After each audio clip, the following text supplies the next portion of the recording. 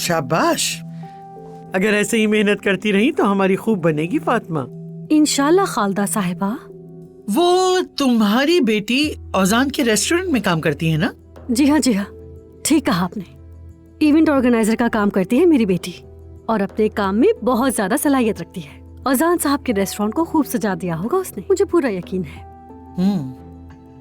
इफ्तिताह पे बुलाया है तुम्हें? आखिर बेटी वहाँ काम करती है तुम्हारी। बुलाया तो है मगर जाना मुनासिब नहीं लगता। क्यों? काम अभी मुकम्मल नहीं हुआ, पहले दिन ही अधूरा छोड़कर जाना गलत होगा ना। और सच कहूँ तो इफ्तिताह की जगह है, वहाँ काफी सारे लोग होंगे। मेरे पास तो ऐसा कोई लिबास भी नहीं, ये न लगे कि कोई नौकरानी आ गई है, बस इसलिए नहीं जा रही मैं तुम्हें तैयार कर दूंगी, फिर हम दोनों साथ चलेंगे।